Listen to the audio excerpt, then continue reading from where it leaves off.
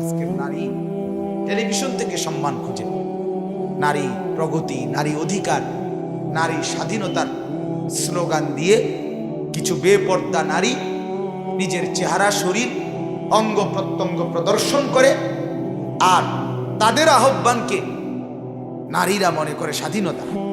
আল্লাহ এবং তার রসূল সাল্লাল্লাহু আলাইহি সাল্লামের আহ্বানকে, কোরআনের আহ্বানকে মনে করে বন্দী, শেকলে বাঁধা।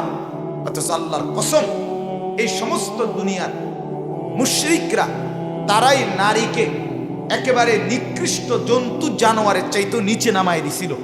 ইসলাম, আল্লাহর কোরআন, রাসূলুল্লাহর হাদিস নারীকে সর্বোচ্চ মর্যাদায় তুলে দিছে। 2023 সালের এসএসসি এইচএসসি পরীক্ষার্থীদের দোয়া কামনায় এখানে লেখা আছে অনেক সুন্দর জিনিস, যা তাদের ফিকিরে আসছে, জেহানে আসছে, যে এসএসসি এইচএসসি পরীক্ষার্থী প্রত্যেকেই জনে জনে দোয়া চাওয়ার চাইতে একসাথে এক মজমাতে দোয়া চাইছে। অনেক দারুণ উদ্যোগ, দারুণ ফিকির। আল্লাহ তাআলা এই সুন্দর ফিকিরে বরকত দান করুন। প্রতিটা ভালো উদ্যোগকে প্রশংসা করা উচিত, উৎসাহ দেওয়া উচিত। উৎসাহ দিলেই এগিয়ে যাওয়ার প্রেরণা আসে, আরো করার জজবা, মানসিকতা আসে। নবীজি সাল্লাল্লাহু আলাইহি ওয়াসাল্লাম উহুদের যুদ্ধের দিন শত্রু পক্ষের বিরুদ্ধে, কাফেরদের বিরুদ্ধে প্রথম যুদ্ধ শুরুর মুহূর্তে তীর মারার জন্য নবীজি সাল্লাল্লাহু আলাইহি ওয়াসাল্লাম যাকে আদেশ করছিলেন প্রথম তীর যুদ্ধের শুরু করার জন্য, উনি ছিলেন মাত্র 16 বছরের একজন যুবক সাহাবী। সুবহানাল্লাহ। হযরত সাদ ইবনে আবি ওয়াক্কাস রাদিয়াল্লাহু তাআলা আনহু, যিনি বেহেশতের সুসংবাদ প্রাপ্ত 10 জন সাহাবীর একজন, আশারায়ে মুবাশশারার একজন। সাদ, তিনি নবীজি তাকে প্রথম আদেশ করছিলেন তীর মারতে, শুরু করতে যুদ্ধ। ওখানে হাদিসে আছে ওনাকে নবীজি উৎসাহের জন্য এই প্রথম যখন বলে আদেশ করছিলেন, নবীজি তার জীবনের একটা সেরা কথা ওনাকে বলছিলেন। সব সাহাবীরা কথায় কথায় ওনারা নবীজিকে বলতেন যে কথা, এই সাহাবীর বেলায় নবীজি বলছেন নিজের থেকে তাকে সেই কথা। কি? সাহাবীরা কথায় কথায় বলতেন, ও আল্লাহর নবী, আমার মা, আমার বাবা আপনার জন্য উৎসর্গ, কুরবান। এটা সাহাবীরা নবীকে বলতেন মহব্বতে। কিন্তু উহুদের যুদ্ধের দিন আল্লাহ নবী সাল্লাল্লাহু আলাইহি ওয়াসাল্লাম এই সাদ ইবনে আবি ওয়াক্কাসকে শত্রুর বিরুদ্ধে প্রথম তীর মারার জন্য বলতে গিয়ে, আদেশ করতে গিয়ে নবীজি নিজে বলছেন, ইরমি সাদ ফিদাকা আবি ওয়া সাদ, দুশমনের দিকে তীর তুমি মারো প্রথম, আমার মা বাপ তোমার জন্য উৎসর্গ, কুরবান। কি পরিমাণ উৎসাহ পাইছো এরপরে উড়ে এলে কথা, ঠিক না? উৎসাহ। এই জন্য এসএসসি এবং এইচএসসি আমরা দিল থেকে দোয়া করি, আল্লাহ তাআলা এই উভয় পরীক্ষায় যারা অংশগ্রহণ করবে এমন প্রতিটি মুসলমান সন্তানকে আল্লাহ তাআলা দুনিয়া আখিরাত উভয় জাহানের কামিয়াবি দান করেন। এরা যদি ভালো হয়, এরা যদি নামাজি হয়, এরা যদি আখলাকওয়ালা, এরা যদি দিন চিনে বুঝে, এরা যদি কোরআনের মহব্বত জাগে এদের দিন, উম্মতের অনেক ফায়দা হবে, এদের নিজের জিন্দেগিরও ফায়দা হবে, দুনিয়াও সুন্দর হবে, আখিরাতও সুন্দর। গোটা পৃথিবীর যেই কোনো চেতনা, যেই কোনো আন্দোলন, যেই কোনো কিছু বাস্তবায়ন করার জন্য পৃথিবীর সবাই তাকায়া থাকে ওই অঞ্চলের, ওই এলাকার, ওই দেশের যুব সমাজের দিকে। যুবক ইচ্ছে করলে পাহাড় কেটে সমান করতে পারে, যুবক ইচ্ছা করলে নদী ভরাট করে সমান বানায় দিতে পারে। নওজোয়ান যেন সব আন্দোলন, সব কিছুর ক্ষেত্রে, প্রতিটা অভ্যুত্থান, প্রত্যেকটি জাগরণ নওজোয়ানদের দ্বারা। মুরব্বীরা আগায়া দেয়, দোয়া করে দেয়, যুবকরা বাস্তবায়ন করে। এজন্য গোটা পৃথিবীর ইসলাম বিরোধী দুশ্মনদের সবচেয়ে বেশি প্রচেষ্টা, মেহনত, ফিকির মুসলিম যুব সমাজ, ছেলে মেয়ে, তাদের জিন্দেগি বরবাদ করে দাও। এটাই মূল ফিকির, এটাই মূল চাল। আমাদের বাংলাদেশের একজন বিখ্যাত গবেষক আলেম আছেন, চট্টগ্রাম পটিয়া মাদ্রাসার মুফতি ওবায়দুল্লাহ হামজা দামাত বারাকাতুহু আলী। অসাধারণ জ্ঞানের অধিকারী। আমি খুব দিল দিয়া, মনোযোগ দিয়ে যার বয়ান শুনি, মোবাইল থেকেও শুনি। তো উনি একদিন চমৎকার বয়ানে বলছিলেন যে সকালবেলা সূর্য উঠে ওঠে, বিকালবেলা সূর্য ডুবে ডুবে, আর দ্বীপ প্রহরে দুপুরে সূর্য প্রখর তেজ নিয়ে আলো ছড়ায়। ঠিক একজন মানুষের জীবন ছোটবেলায় প্রথম শিশু, কিশোর, তরুণ, তো সে শক্তি সামর্থ্য নওজোয়ান হতে থাকে, শক্তি আসতে থাকে, আবার বয়সকালে শক্তি পড়তে থাকে। শুধুই যৌবনকালের মাঝের টাইমটাকে সে দ্বীপ প্রহরের সূর্যের মতো তার শক্তি প্রকাশ করতে থাকে। এই সময়টা, যে শক্তিটা, এটা যে সঠিক জায়গায় ব্যবহার করবে, হযরত বলেন তার দ্বারা দুনিয়াও গড়বে, আখিরাতও। কারণ এই সময়টাই আলোর টাইম। এজন্য পৃথিবীর সব মূল্যবান কাজ, কর্ম, অফিস, আদালত, চাকরি, ব্যবসা, লেনদেন তার মূল টাইম এই আলোকিত সময়ে করে ফেলে। এজন্য নওজোয়ান চাইলে গড়তেও পারে, চাইলে বরবাদও হইতে পারে। যুবক চাইলে সাজাইতেও পারে, নষ্টও করে দিতে পারে। সে যা ইচ্ছা তাই। নবীজির এক সাহাবী যায়েদ ইবনে সাবিত রাদিয়াল্লাহু তাআলা আনহু, তিনি হযরত আবু বকর সিদ্দিক রাদিয়াল্লাহু তাআলা আনহু কুডুর কুডুর বুট না খাইলে ভালো হয়। খটর খটর করেন যে বুটের আওয়াজ হয়, দয়া করে বুট খাবেন না, ফালতু অভ্যাস। আল্লাহর কথা শুনতে গিয়ে বুট খাবেন, এই গাফলত, আল্লাহর কথার আসর হবে না, বরকত আসবে। এই জন্য দয়া করে সবাই বুট খাওয়া বন্ধ করে দেন। 11টা 12টার পুরে মুনাজাত হইলে, বা যে সময় মুনাজাত হয়, মুনাজাতের পরে নীরবে ঘন্টাখানেক বুট খাবেন। আল্লাহ তাআলা সবাইকে বুট খাওয়ার তৌফিক দান।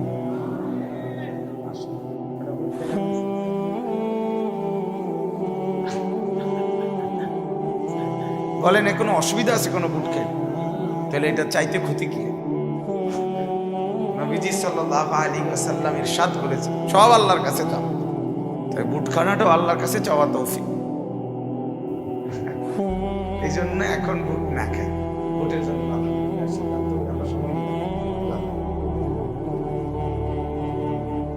তো বলতেছিলাম, এই সাহাবী যায়েদ ইবনে সাবিত রাদিয়াল্লাহু তাআলা আনহু, তিনি আমিরুল মুমিনিন, খলিফাতুল মুসলিমিন হযরত আবু বকর সিদ্দিক রাদিয়াল্লাহু তাআলা আনহু, প্রথম খলিফা। উনি একদিন ওনাকে, তখন মাত্র 14 বা 16 বছর বয়স না, এই 15-16 বছর বয়সে ওনাকে হযরত আবু বকর সিদ্দিক খলিফা হওয়ার কিছুদিন পর ওনাকে ডেকে বলছিলেন, যায়েদ তুমি কোরআনুল কারীম যে নবীজির জামানায় বিক্ষিপ্তভাবে বিভিন্নখানে লেখা আছে, টুকরা টুকরা, অল্প অল্প, সেই সবগুলোকে জমা করে একত্রে একসাথে তুমি সাজাইয়া পূর্ণ কোরআন শরীফের তরতিব, ধারাবাহিকতা তুমি রেডি করতে তোমাকে দায়িত্বটা দিতে চাই, তুমি পারবানি? কি পরিমাণ বিরাট দায়িত্ব! অথচ বয়স মাত্র 1500।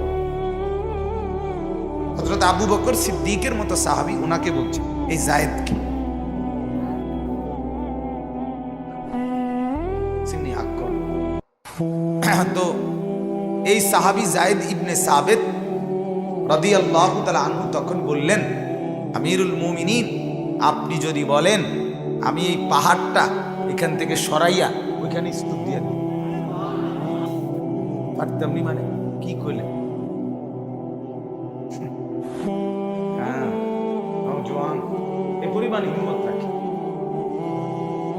উনি বুঝাইলেন জওয়ানি এখন করব না তো কখন করব?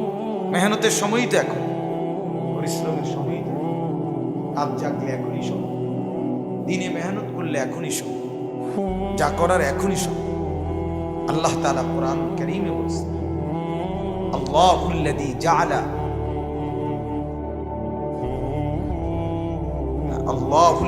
খালাকাকুম মিন দুআফিন। আল্লাহ তাআলা বলেন, আল্লাহ যিনি তোমাদেরকে সৃষ্টি করেছেন, প্রথম শুরু করেছেন দুআফ, দুর্বল অবস্থায়।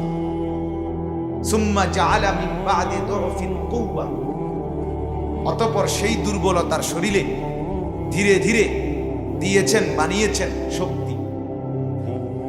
সুম্মা জাআলা মিন বা'দি কুওয়াতিন দুআফান ওয়া শাইবা, পুনরায় আবার সেই শক্তির থেকে ধীরে ধীরে করে দিয়েছেন দুর্বল এবং বৃদ্ধ। ইয়াখলুকু মা ইয়াশা, তিনি যা ইচ্ছা তাই করতে পারেন। ওয়াহুয়াল আলিমুল কাদির, তিনি সব জানেন, সব ক্ষমতা রাখেন। আল্লাহ তাআলাই বললেন, নওজোয়ান ভাই তুমি দেখো কি বললেন। প্রথম বললেন, আল্লাহ তোমার শুরু, উদ্বোধন দুনিয়ায় মায়ের পেট থেকে বের করে করলাম দুর্বল, বৃদ্ধকালে আমি আবার তোমাকে বানিয়ে দেব দুর্বল। তাহলে কুওয়াতান, শক্তি, সেটা শুধুই যোগ, মাঝের টাইমটাই শুধু কি শক্তি, শুরুতেও দুর্বল শেষেও দুর্বল। শক্তির টাইম কখন বলেন না? মাঝে।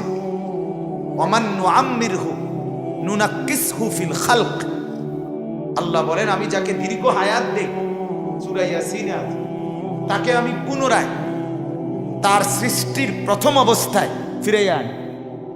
প্রথম যেমন দুর্বল ছিল, লম্বা হায়াত দিয়ে 70-80-90 বছরে আমি তাকে পুনরায় প্রথম হালাতে ফিরে আনি, আবার সে কি হয়ে যায়? এই জন্য আমি এটা দেখেই আমার কাছে ভালো লাগে। আল্লাহ তাআলা আমার এই নওজোয়ান সন্তানদেরকে ঈমান আমলের বুঝ দান করেন, আখিরাতের ফিকির দান করেন। এদের বড় দরকার। দিবানিশি আমি রাত জেগেও ভাবি, দিনের বেলায়ও ভাবি, সারাক্ষণ ভাবি। আমার চোখ সারাক্ষণ এই স্বপ্ন দেখে যে একদিন আমার এই নওজোয়ানরা ইমাম মাহাদির পক্ষে লড়বে ইনশাআল্লাহ, দাজ্জালের মোকাবেলায় লড়বে ইনশাআল্লাহ। মুসলমানের নওজোয়ান ইহুদি, খ্রিস্টান, কাফের, মুশরিক, বেঈমানের চোখে চোখ রেখে যুদ্ধ করবে ইনশাআল্লাহ। কোনো সন্দেহ, কোনো সন্দেহ। ইসলাম, এক বুজুর্গ বলছিলেন, ইসলাম সূর্যের মতো, কোনো এক জায়গায় যদিও ডুবে সূর্য আরেক জায়গায় সাথে সাথে ওঠে। এজন্য পৃথিবীর কোনো অঞ্চলে যদিও মুসলমান নির্যাতিত হয়, আরেক জায়গায় ঠিকই জেগে ওঠে, চূড়ান্ত ডুবে না, চূড়ান্ত। এজন্য ইনশাআল্লাহ দুশ্মন বহুদিন ষড়যন্ত্র করে আমার যুব সমাজকে চরিত্রহীনতা, অশ্লীলতা, বেহায়াপনা, উলঙ্গপনার যত সাগরেই ভাসায় দেয়, ইনশাআল্লাহ মালিক চাইলে এক নিমেষেই বদলে যুবক ইমানের পক্ষে চলে আসবে। আল্লাহ তাআলা তৌফিক দান করেন, বুঝতা। তো সূরাটার নাম সূরায়ে মুদ্দাসসির। আমরা জানি সবাই, আমাদের প্রিয় নবী সাল্লাল্লাহু আলাইহি ওয়াসাল্লাম 40 বছর বয়সে গারে হেরা গুহা নামে মক্কার উঁচা পাহাড়ের উপরে, অনেক উপরে একটি গুহা, ছোট্ট, যেখানে একজন মানুষ কোনো রকম বসতে পারে, পুরা আরামসে দাঁড়াইতেও পারে না, এরকম পাথরের ফাঁকে একটা ছোট্ট ফাঁকা, ছোট্ট গুহা, এটার নাম হেরা গুহা। কাবা ঘর থেকে মক্কার অল্প একটু দূর, খুব বেশি দূর। এখনকার গাড়িতে এই 8-10 মিনিট বা 15 মিনিট সময় লাগে ওইটার কাছে যাইতে। হেরা গুহা, আলহামদুলিল্লাহ আমি হজ্জের সফরে এটা করছিলাম। দামাত বারাকাত হযরত অনুবাদ করছেন, উনি যেই অনুবাদটা করছেন এটা সবচেয়ে সেরা, সবচেয়ে সুন্দর। তো এখানে আছে এমন মানসিকতা ছিল, আহা তাদের, যে ওই জামানায় পারস্যে ইরানের ওইদিকে এক ধর্মগুরু মাজদাক যার নাম, সে ঘোষণা দিছিল 3 জিনিসে সবার সমান অধিকার। 3 জিনিস কারো একক সম্পত্তি না, সবার, যার যখন যেখানে ইচ্ছে ব্যবহার করতে পারবে। 1 আগুন, 2 পানি, 3 নারী। আগুন, পানি, নারী, কন্যা, মেয়ে, মহিলা। আগুন নির্দিষ্ট কারণ সবার, পানি নির্দিষ্ট কারণ সবার, নারী নির্দিষ্ট কারণ সবার।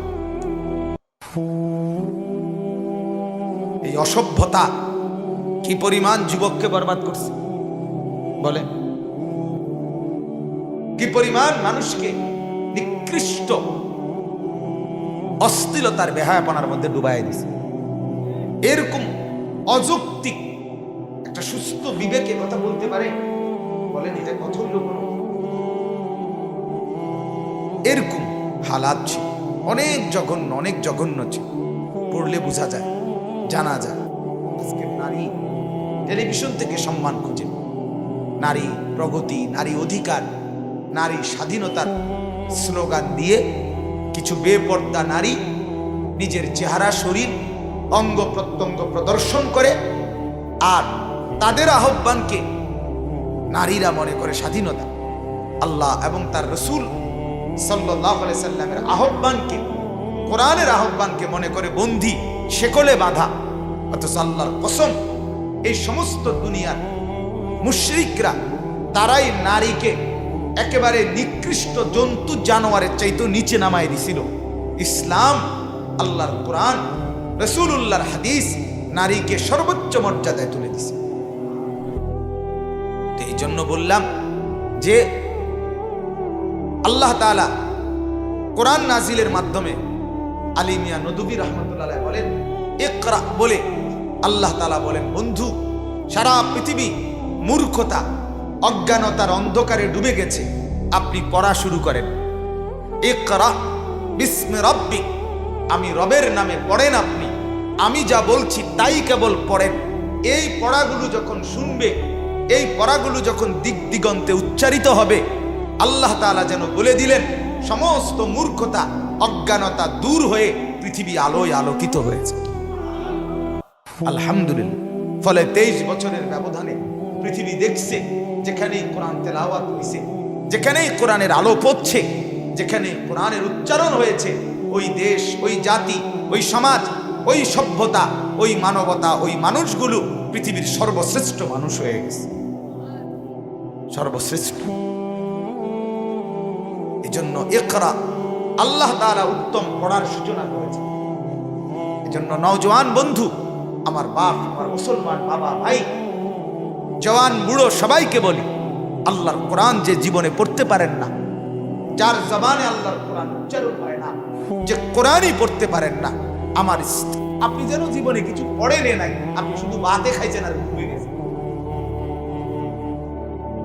এ জীবন বেহুদা জীবন, ফালতু জীবন, ফালতু জীবন, একেবারে ফালতু জীবন, অনর্থক এক জিন্দিগি। যে জিন্দিগি কোরআন পড়তে পারে, মুসলিম পরিচয় দেওয়ার পর কিসের ভদ্রলোক বেটা, এতটুকু মনিব চেনে না, সে ভদ্রলোক কিসের? আবার বানানেওয়ালা চেনে না, মনিবের কথাই যার পছন্দ হয় না, সে কিভাবে সভ্য, কিভাবে ভদ্র, কিভাবে রুচিশীল, কিভাবে মার্জিত বলেন? পড়লা কি তাই? এই জবানে উচ্চারিত কি হইল? আল্লাহর কথাই যার জবানে আসে নাই। এজন্য রহম করেন নিজের উপরে, প্রত্যেকেই রহম করে। তুমি পড়ো মিয়া, কোনো মানা নাই। পৃথিবীর বাংলা, অঙ্ক, ইংরেজি, পদার্থ, জীববিজ্ঞান, রসায়ন বিজ্ঞান পড়ো, মানে আরো ছাপাবে বই, বইয়ের উর্ফে বই, বইয়ের উর্ফে বইয়ের ফোজায় কিন্টার গার্ডেনের বাচ্চা বাঁকা হয়ে যায়, বাঁকা হয়ে ব্যাগের ওজনে পিঠ বাঁকা হয়ে, সিমেন্টের বস্তার মাথা কান্দে লইলে যেরকম, হ্যাঁ পিঠ বাঁকা হয়ে যায়, চালের বস্তা কান্দে লইলে যেরকম পিঠ বাঁকা হয়ে যায়, এরকম বইয়ের ফোজা কান্দে লইতে লইতে পিঠ বাঁকা হয়ে যায়। কিন্তু এতগুলো বই এক মাসুম বাচ্চাকে পড়ানো হচ্ছে। 10 বছরের বাচ্চা 12টা বই, 14টা বই, 8টা বই, 10টা বই পড়লো। এতগুলো বইয়ের ভেতরে আল্লাহর কোরআন জায়গা পেল না কেন? কথা বলে, কেন জায়গা পাইল না? কোরআন কেন জায়গা পাইল না? আপনাদের বিবেক কোথায়? তুমি বন্ধু মুসলমান, সব পড়তে পারলা, তোমার বিবেক কেন হলো না? আমার কিতাব পড়বো কখন? আমার ধর্মগ্রন্থ পড়বো কোন দিন? আমার মালিকের কথা পড়বো কোন দিন? আমার রসুলের 23 বছরের মেহনত এই কোরআনকে কেন্দ্র, নবীর সব পরিচয়, নবীর সব গুণগান, নবীর সব বিধিবিধান, নবীর যত কথাবার্তা, সব কিছুই তো আপনি পরিচিত হবেন কোরআনকে সামনে নিয়ে। কথা বলেন না কেন? কোরআনকে সামনে নিয়ে। এটাই আপনি পাইলেন না, বুঝলেন না। আপনি বুঝলেন না কি? আপনি আল্লাহরই চিনলেন কি, রসুলকেই চিনলেন কি? মিয়া নবী প্রেমিক, এটা তো পরের কথা মিয়া। আপনি তো নবী চিনে নেন। আমি যে সমস্ত মুরব্বী আল্লাহ কোরআন সহি শুদ্ধ পড়তে পারেন না, আমি বললাম মিয়া আপনি কোনোদিন নবী প্রেমিক, আশেকে রসুল, এসব সম্ভব কথা আপনি বললেন না।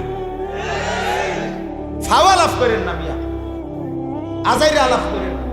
যা খাইতে আছেন খাইতে থাকেন, দুনিয়া ভোগ করেন, হ্যাঁ খান জিলাফি, বিরিয়ানি, খিচুড়ি খাইতে থাকেন মিয়া। নবী প্রেমিক বলবেন আপনি নিজেকে, রাসূলুল্লাহর আশিক বলবেন, কোরআন আপনি পড়বেন না। পৃথিবী জানছে কোন দিন তিনি নবী? যেদিন কোরআন নাজিল হয়েছে সেদিন। কথা বলেন না। নবী তো তিনি আগের থেকে কি না? নবী তো তিনি আগের থেকেই, আসমান জমিন আদম নবী বানানোর আগ থেকেই তো তিনি নবী। আল্লাহ তো আগের থেকেই বানাইছে ওনাকে। তো পৃথিবী জানছে যেদিন কোরআন নাজিল হয়েছে। 40 বছর আগের দিন মক্কার কুরাইশরা কোনোদিন বলছে ওনাকে নবী, উনি কোনোদিন বলছে উনি নবী। তাইলে পরিচিত হলো নবুয়তের, রিসালতের, এই সব কিছুর শ্রেষ্ঠত্বের সূচনা, উদ্বোধনই তো হলো কোরআনকে সামনে নিয়ে। যেদিন জিবরিল আসলেন, ইকরা নাজিল, সেই কোরআন আপনি চিনেন না, পড়তে পারেন না। আপনি রাসূলুল্লাহ সম্পর্ক কি সম্পর্ক? কোরআনুল কারীমের কমপক্ষে 4 জায়গায় আছে, 4 জায়গায় আল্লাহ 4টা বার বলছে কেন নবী পাঠালাম, কেন রাসূল পাঠালাম, কেন মুহাম্মদ সাল্লাল্লাহু আলাইহি সাল্লামকে পাঠালাম। আল্লাহ বারবার 4 জায়গাতে প্রথম বাক্য বলছে ইয়াতলু আলাইহিম আয়াতিহি, আয়াতিহি, আমার কিতাব পড়বে, আমার কিতাব পড়বে, আমার কোরআন শোনাবে, এজন্য আমি রাসূল। সেই প্রথম সম্পর্ক আপনার নাই। আলহামদুলিল্লাহ, যেন আমরা কে কি বলে এর ধার ধারি না। আমাদের কওমি মাদ্রাসার বাচ্চা প্রথম যেদিন ঢোকে সেদিনও কোরআন চেতনায়, দাওরায়ে হাদিস ইফতা পড়ে যেদিন, 25 বছর পরেও, 22 বছর বয়সেও সেদিন দাওরার সার্টিফিকেট নিতে হইল তারে কোরআনের পরীক্ষা দিয়া এরপরে দাওরা পাস করতে হবে না, সই দিতে পারে না। আল্লাহ বলে সব আসো কোরআনের সামনে, আমি সবার জন্য কোরআন সহজ করে দিয়েছি।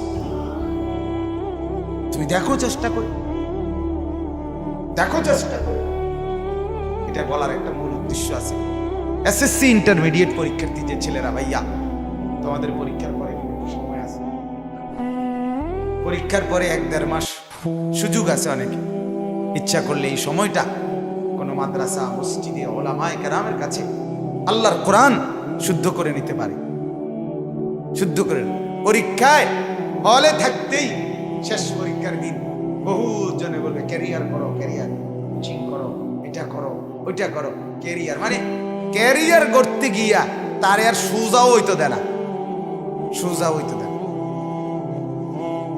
সে জীবন গড়ে। জীবন মানে ভালো চাকরি, ক্যারিয়ার মানে ভালো চাকরি, এটাই। শেষ পর্যন্ত দিবা রাত্রি কোচিং, এরপরে প্রাইভেট টিউটর, এত পরীক্ষা দিয়া সব সার্টিফিকেট নিল, কইল এডি দিয়া ক্যারিয়ার, এডি দিয়েই ভালো চাকরি। এরপরে দেখে গিয়া পাশ করে সেরা এডির কাছে চাকরি না, চাকরি হলো 30 লাখ টাকার কাছে। কি হতো তা আমার কিল্লে এই বোকামিটা করাইলেন, এই মেহনতটা কিল্লে করাইলেন। আমি তো ছোট থাকতে টিয়া মিলাইতাম, মন কয় 12 লাখ সার্টিফিকেট কিনলে গুছাইলাম। কথা বলেন না, এই সমাজের বাস্তবতাই না। তাই ধোকা দিল কিনা আমাকে, ধোকা দিল। আল্লাহ তাআলা আমাদেরকে বুঝ দান করেন।